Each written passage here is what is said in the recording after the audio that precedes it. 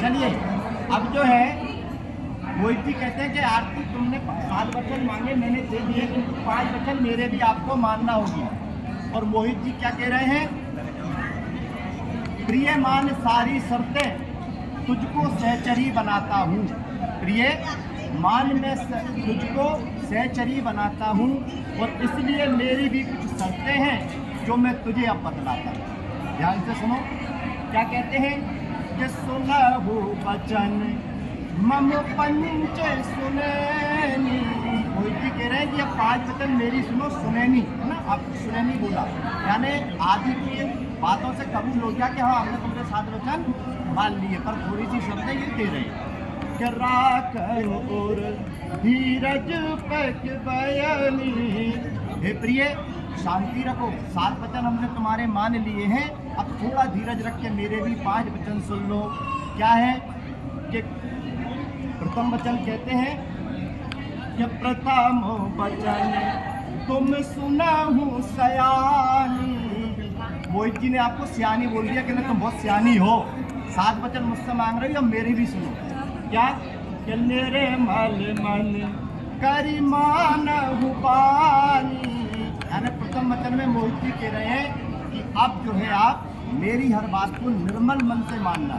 ऐसा मत करना कि मोहित जी ने की आरती कराओ, अब आरती किचन में कह रही कि ये बहुत परेशान करते हैं, ठीक है ना। तो मन से मानना है आपको अच्छे से, निर्मल मन बानी।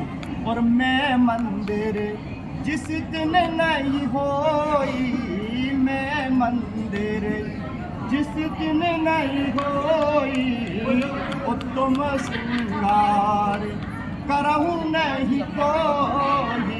तो मोहित जी कह रहे हैं कि जिस दिन मंदिर अर्थात जो घर है ना, अब तो आप दोनों की मंदिर बन गए, तो मैं उस मंदिर में जिस दिन ना रहूँ उस घर में, उस दिन आरती श्रृंगार का तो कोई वो नहीं है, श्रृंगार तो जरूरी है आजकल। तो किसी भी प्रकार की पार्टी में और कहीं भी बाहर आप मत जाना जिस दिन मैं ना हूँ, ठीक है।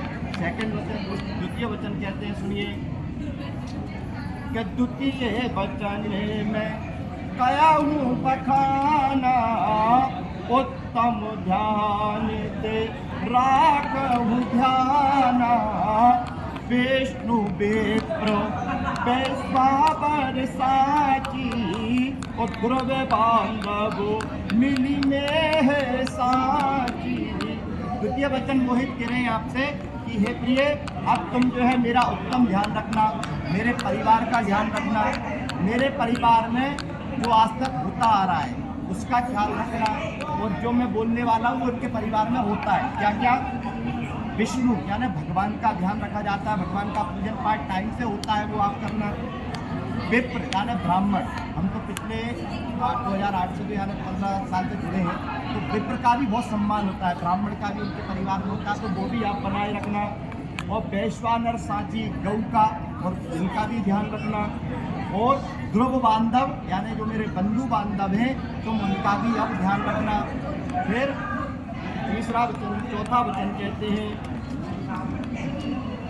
कि हे सुमुखी सुनो तृतीय वचन, पति धर्म तुम्हारा पुरातन है, और इसलिए पति की सेवा करना धर्म तुम्हारा सनातन है।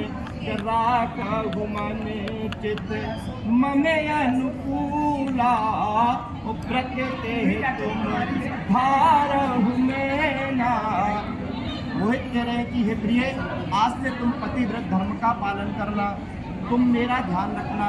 तुमने जो अपने मम्मी जिस तरह आपके पापा का ध्यान रखती थी उस तरह का पालन अब तुमको करना है।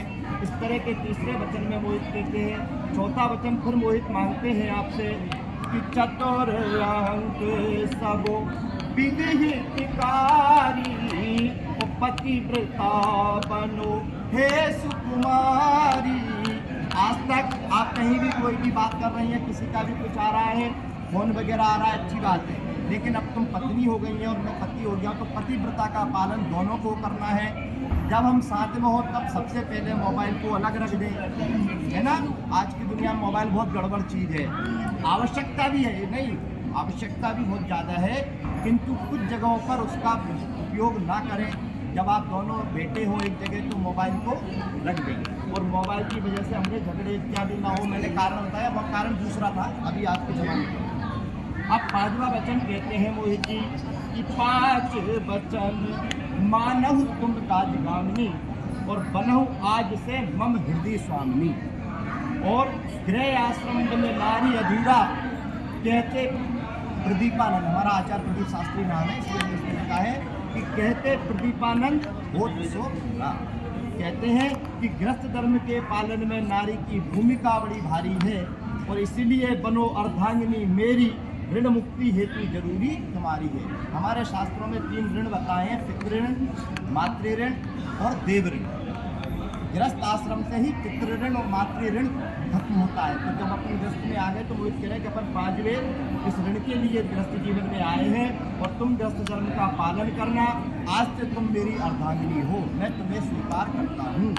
अब 5 वचन आपको स्वीकार है, 7 वचन आपको स्वीकार है। तो आरती आप जो 7 ढेरी बनी है 7 वचन की प्रतीक है, इनको मिटा दो।